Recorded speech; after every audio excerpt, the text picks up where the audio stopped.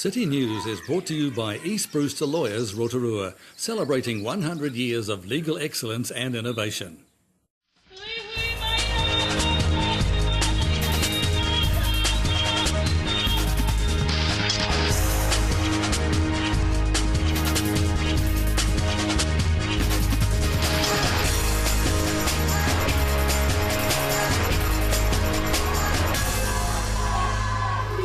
Good evening at Rotorua. Tonight on City News.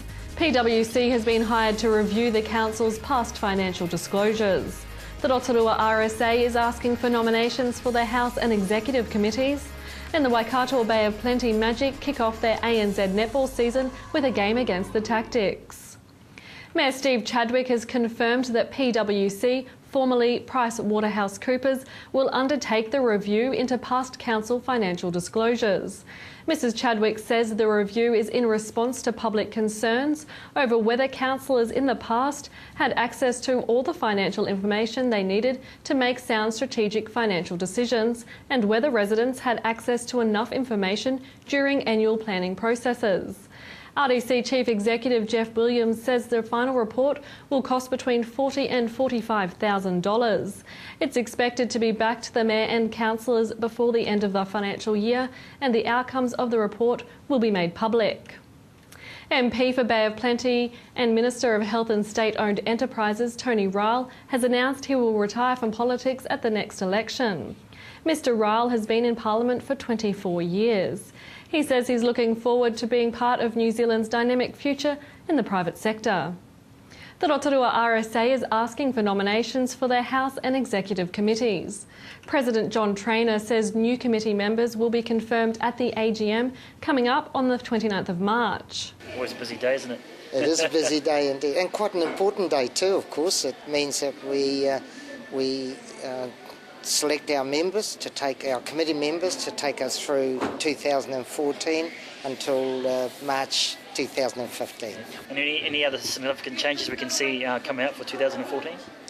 Yes, well, we've got WW100 hot on our heels, and just a few moments ago we talked with one of our leading newspapers, and they will be starting to run articles and scenarios that will take us from the lead up to New Zealand's involvement in the First World War right through to the close of play in 1918. A big couple of years coming up for the RSA, and members have until Monday to complete their nomination forms. People still to register for the Cancer Society Relay for Life fundraiser are being given a hurry up by this year's organiser, Ali O'Brien. The relay is on Saturday the 15th of March. There's definitely a lot of interest still out there from people, but we would love to see them actually register their teams online.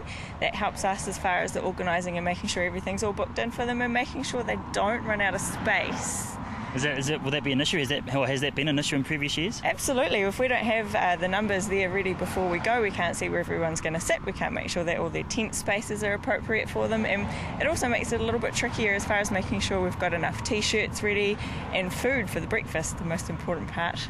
Now, I guess half the fun, Ali, of running around the track is also dressing up. So what sort of ideas have people come up with?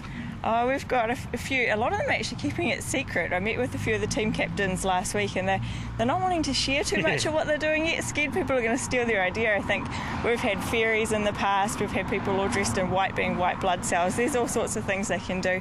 And we're encouraging people not only to dress up themselves, but also their tent area as well. And there's going to be prizes on the day for those that go a little bit further afield and come up with something fun. In sport tonight, the Magic start the Trans-Tasman netball season as slightly behind the Central Poles as New Zealand's favourites. Media reports are citing last year's reshuffle at the Magic as a big reason why the league champions are behind in the stakes. A more even New Zealand field is predicted this season. Fans can judge for themselves as the Magic kick off the ANZ Netball Championship this weekend against the Tactics in Christchurch. To your weather update now. Tonight will be fine with light winds and an overnight low of 11. Tomorrow for Friday, mainly fine, evening cloud with westerlies developing, a high of 24 and a low of 8.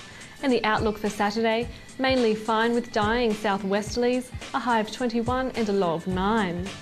And the marine forecast for Lake Rotorua, variable 5 knots becoming westerly 10 knots in the afternoon and turning southwest 10 knots at night, with waves less than half a metre and it looks mainly fine.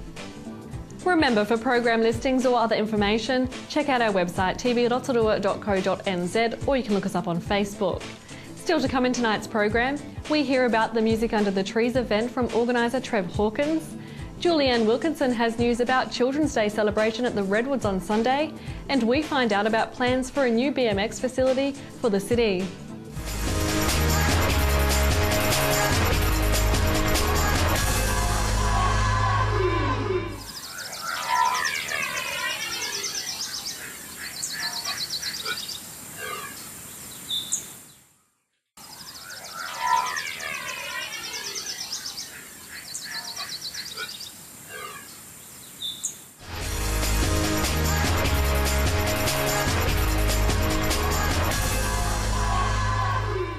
Well, about 2 years ago, 8 Lions clubs from around the Bay of Plenty formed the Lions Tree Groves Committee. Now, they've been planting trees for, like I said, the last couple of years, and they're going to be celebrating with an event called Music Under the Trees. So let's head up and talk to Trevor and find out what it's all about. Thanks for joining us today, Trevor. Now, tell our audience back home what the Lions Tree Grove Committee is all about and what they've been doing in our community.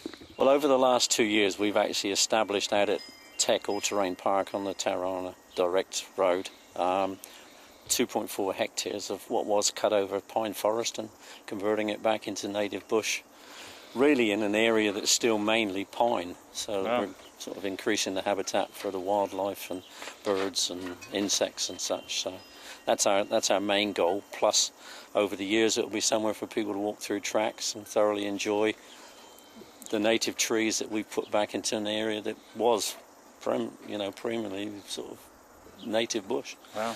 Now, 2.4 hectares, you mentioned off camera that it's 5 acres, so that's a huge amount of land. How many trees have you guys planted? We've planted close to 5,000 and we've still got more to plant in May this year. So we're always looking for help to plant trees. But our biggest bugbear is looking for people that want to weed around these trees to give them a good head start and give them a chance to get above that weed line so that they can start to cast shadows and kill the weeds. Yeah. So what kind of, you mentioned native trees, what kind of native trees are they? All things from kauri through to rimu, totra, riwa, through to kaikateas, tanakais, manukas, sort of tree lucerne, kakabeaks, all sorts of things, flax. Anything to really just bring the wildlife back, especially the birds. And have you noticed any wildlife come back? Yeah, we have. Yeah. In the 2 years, it's interesting. We were up there a week ago, and we saw 3 native moth butterflies that we've never seen on site. So that's a great positive sign. That must be a bit of a buzz for you because you've seen the fruits of your labour. Yeah, it's great. And we had a guy from Bay of Plenty Enhancement Fund who sort of has actually given us a grant in the past, and he was blown away with what we've done and the way the trees are growing and what's on site. So much so that he sort of said to us, well, it's about time you guys applied for another grant so that we can work on the tracks and get them up to a standard. So yeah, it's been brilliant. So have they been funding you to purchase the seedlings and the baby trees, or have they been donated? Well, no, some trees have been donated. We've been very fortunate, like Rotorua Council have donated certain trees. People that grow seedlings and native trees have donated trees. But we've got our trees in 2 lots, one from Treeline Native Nurseries, Diane Coleman, and her trees have been fantastic. But the first lot of trees we got from a Tauranga nursery, with the idea being to spread the money that we actually receive around the Bay of Plenty, because that's where the Lions clubs are from that are actually doing this project. So, well, to make up the committee, there's about 8 different lion clubs involved, isn't there? Yeah, from Tauranga, Te Puke, Papamoa, Rotorua, and we get together on a once-a-month basis, have a meeting, but before that we do a couple of hours of weeding, and we try and stay ahead of the weeding. Of course, and then get out there and plant some more trees. Yes, definitely. Yeah. Are you always looking for volunteers and people to help? Oh yeah, definitely. If people want to join us, they're more than welcome. And if you want to ring me on sort of Rotorua 07 349 2450, great. You better tell your wife in case the phone starts ringing. Well, she's the secretary. She's the ideal one to speak to. Well, that works then, doesn't it? Yeah. Now, to celebrate your success in planting the trees over the last couple of years, you guys have got an event. So tell us a bit about that. Yeah, on the 2nd of March, we're going to hold what we call Music Under the Trees.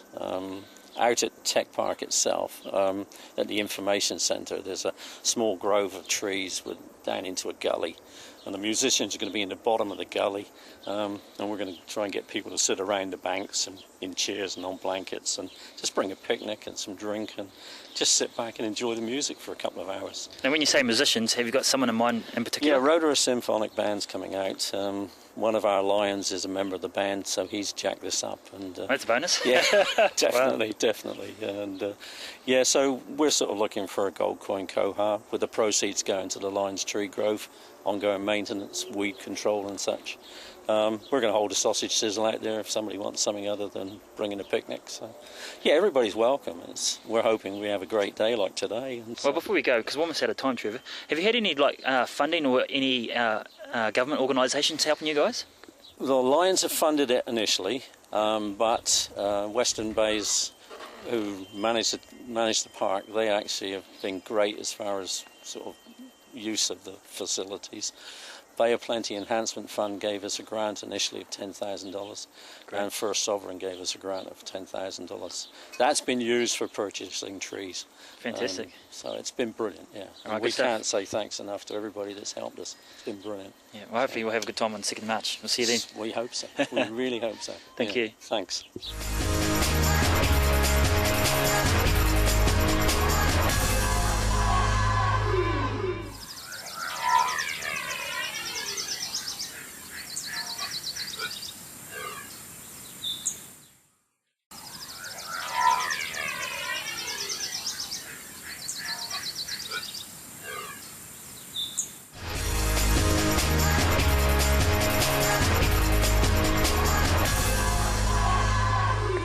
Well, if you've got this weekend off, make sure you grab your kids and come down to the Redwoods Cafe, because under this huge canopy here in the Redwoods, they're going to be celebrating our children.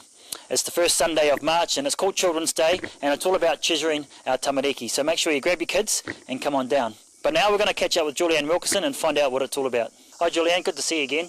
Now, treasure our children. Obviously the name's very appropriate because the children are our treasure, but we also need to look after them. So again, this weekend is going to be, one of those amazing days in our beautiful city. It is. It's Children's Day celebrations, national celebration, first Sunday in March every year. And for the last several years we've been having a celebration here in the forest for Children's Day. Last couple of years it's called Art, Stories, Music and Other Such Forest Adventures. And as you can imagine, there's lots of art, stories and music and lots of other adventures. So it's going to be a great day. So what time should people get down here? Because it's obviously going to be throughout the day. So what's the best time to come down? Yeah, kicks off at 1:30, so just arrive just before then and get straight into it, and it goes through till 4:30. And what sort of activities are going to be involved? Because I know there's a pretty comprehensive list. Yes, well, Jill's left me a list. Jill from the Travelling Tuataras, who'll be here on the day, and they'll be doing some performances. But she's got loads of things. They've got lots of art stuff to do with mud, clay, painting, sculpture, printing, creature making, plus there's those fun outdoor activities like hut building, flax weaving. She's also going to have some dancers, clowns and stilt walkers. There'll be bucket drumming, and I think the kids will love this one, open microphone. So an opportunity for kids to have a bit of a sing, maybe do some magic tricks, do a dance, so that will be lots of fun. Cool. Now all they need to do is come down to the Redwoods Cafe? Yep, that's right. Come down to the Redwoods Cafe, will be open, visitor centre will be open, and they just make their way down under the sails, and the activities will be spread out underneath the trees, providing the weather's fine. If it's not, we'll condense it in under the sails, so it'll be rain or shine. So that's perfect venue really, isn't it? Oh, absolutely. It's great, nice and shady if the sun's shining. And the kids kind of get to explore a little bit too, so they weave their way through the trees and find the next activity. And as I said, if it's raining, we've still got a great venue as well. Now, is this open for all ages, Julianne? I would suggest it's probably under 10 years old. Toddlers through to 10 years old would be perfect. Now, this is not really a babysitter's afternoon, is it?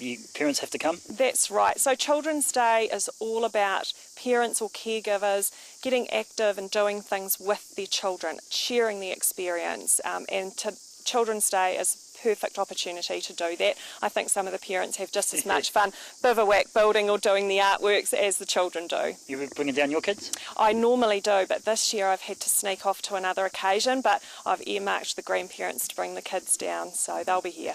Now, you mentioned this has been happening for several years now. Yep. So what sort of response and the feedback you've been getting from parents and the kids?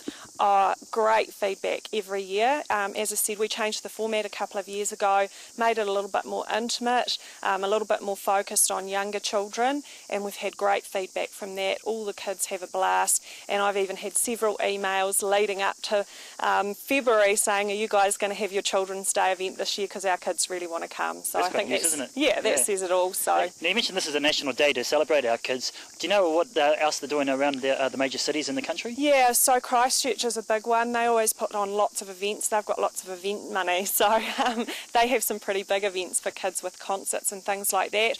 In the smaller centres, they encourage existing groups to put on activities, so the likes of Plunkett, Parents Centre, those sort of groups actually come and participate on our day, but they also put on their own activities as well. Now, is there a cost for the kids to come? Absolutely not. Everything's free. We suggest bringing an afternoon tea picnic, but as I said, the only cost is if they get the munchies, they might want an ice cream or something like that.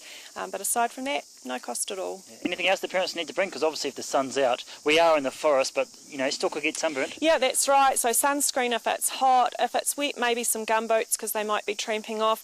And I say no matter what the weather, make sure they've got clothes on that they're happy to get dirty or paint or something like that on, because they will get dirty. Yeah. How about things like storytelling? Because I know kids sort of love that sort of thing. Oh, the storytelling's fantastic. Jill says here that she's got a visiting storyteller, and of course the travelling tuataras always have their interactive stories. So that's when the kids actually get up and become the characters in the story, and they actually help tell the story, and the kids just love it. It's very important to celebrate our young people because, they're the future, aren't they? So I guess this is a perfect day to like I said, celebrate these guys. Oh, absolutely. You've got to treasure your children every day, but if there has to be a day, a little bit like Valentine's Day, if there has to be a day, this is a great day. And it's just an opportunity to bring a whole lot of people together and really show our children that we think that they're important and that we love spending time with them. I think that's probably the key thing, is spending that quality time with them, eh? Yeah, absolutely. As I said, not a drop-off zone. We want the parents to participate, and like I said, sometimes the parents get up there and help tell the stories and they have a blast. Which is good, isn't it? And it's great for the children. The children love that as well. Good stuff. Right, Julianne, appreciate your time. Thank you. No worries. Thanks, Alan.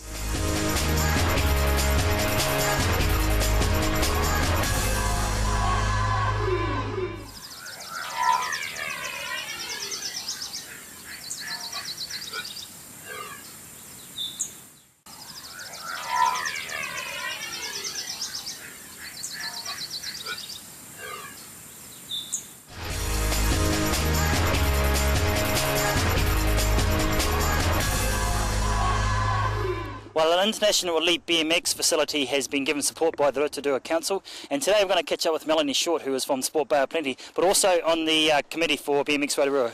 Good to see you again, Mel. Always nice to catch up with you, a lady of many hats. Yep. Now, this new BMX track, it's obviously a great thing for our city, so where did the idea come from? Well, it's certainly been on the cards for a long time, and the club has been considering it for a while, and I guess it's gained a bit of momentum last year, after we all went up to the Worlds in Auckland and got inspired and just thought, we could do this. Now, there's two already elite BMX tracks in New Zealand. There's one in Auckland and one in Wellington. Yeah. I think perfect place for it here in Rotorua. Oh, absolutely. And Rotorua has certainly got a name for its riding and its cycling. And to move over to Waipa, along with the mountain bike tracks, is just going to be phenomenal. So have you got a certain date or any particular date when they're going to kick off construction?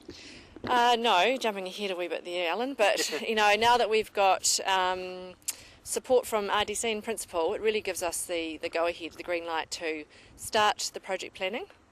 It's a 2 to 3 year project, there's no doubt about it. We've got to gather the funds together. That's a big part, isn't it? Yeah, 600,000 would be a good start. So, we're going to put together a trust and a committee to work towards that. Now, I think BMX, like you said, off camera, is a massive growth sport here in New Zealand, especially with Sarah Walker coming from Rotorua. Yeah. How much of an impact do you think that's going to have on the sport here? Oh, look, we're every week welcoming new families into the club. In fact, last night we had a have-a-go night down here, and we got 10 interested riders, so that's a good result. Having the World Champs in Auckland last year was phenomenal. It was in Victor Arena and it was an amazing event, so we got some great TV time as well. So all the 8, 9, 10-year-olds, they love it, and it's a great sport for getting out and about and fresh air and burning some of those carbs off. Now you mentioned Waipaha Car Park is the venue. Obviously the mountain bike hub is right there as well. Yeah. So joining the two, we're going to have probably the best mountain bike and BMX, venue in the planet. Absolutely. So you can see with the Rotorua Bike Festival this week that there's been a lot of interest in all the different riding events around the place, and the Red Stag project that's going on out there as well. So the BMX track will be in what's called the horse paddock, and that's pretty much the first paddock on your left as you drive in to Waipaha, and then there'll be the hotel complex, and the mountain bike club is going to be out there as well. And we've already got the world renowned tracks out there, so it's going to be an amazing feature for Rotorua. There's also going to be facilities being built along with the track as well. Yeah. So there'll be a hotel and there'll be conference rooms, and there's already the great cafe out there, and they're building the toilet block at the moment. So it's all coming together really nicely. Now, obviously, you're at Sport Bay Plenty. Are they obviously right behind the project? Absolutely. We're delighted to be associated with it. And I guess, our mandate is all about getting people more active in the community. So the BMX Club certainly ticks a lot of boxes for us. So I'm, two hats, but I'm a BMX mum. I've got 2 kids who ride and work for Sport Bop as well, so I can help them out wherever I can. So when you told your kids at home that there's going to be a new BMX track, what was their response? Oh, it's stoked because, we actually haven't been on our mountain bikes for probably 18 months since we started BMX, and it's a time thing. So if we get a chance to have a blat on the tracks as well as having a bit of a BMX practice, that's going to be great for everybody. Now you mentioned the funding earlier before. Obviously we're going to need some corporate sponsors. Yep. Is there anybody in particular you guys are chasing up? At this stage we're just in the planning stage. We'll put together a sponsorship strategy, and there'll be a lot of different funding bodies out there that we'll be approaching with the endorsement of Rotorua District Council, so hopefully that will help us get in the doors a bit easier. Now obviously with the council being in the media recently with all their budget restraints, do you think there's going to be a bit of an issue for you guys? No, because once again we're still very early stages, and we recognise that the BMX track is one of many projects that they'll be supporting, so we're just prepared to work with them to make sure that we do it the best way possible for the whole community. Cool, good stuff, Mel. Now we're going to catch up with a couple of kids here because they're hooning around on their bikes. I'm going to find out what they think. Bailey, how's things, mate? Whereabouts are you from? Rotorua. Yeah, and what do you think of a brand new BMX track out at Waipaha? Must sound pretty good if I'm certainly going to build one out there. Yeah. What is it about BMX that you love so much? Mostly freestyle. Yeah. How about you, Kyle? What do you like about BMX? Just being able to go out and just have fun with some friends, and being able to just go out and do whatever. Yeah, do you race or you just freestyle like Bailey? Sort of just jumping, not really freestyle at the moment. How about you, Adam? What is it about BMX that you love so much, even though you're on a mountain bike?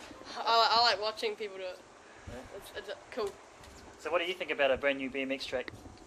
It should be good out at Waipaha, where all the mountain bike tracks are.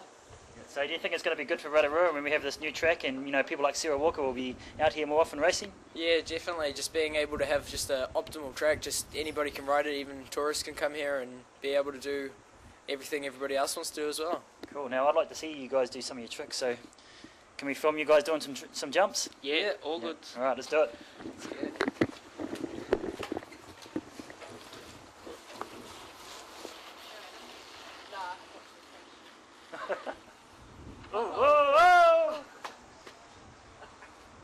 A new BMX track possibly on the cards for our city. That was Alan Solomon talking with Rotorua BMX committee member Melanie Short in that report. And if you have any news or an event that we can support, give the station a call on 073488 984 or email news@tvrotorua.co.nz. Thanks for watching tonight. Ko Maria.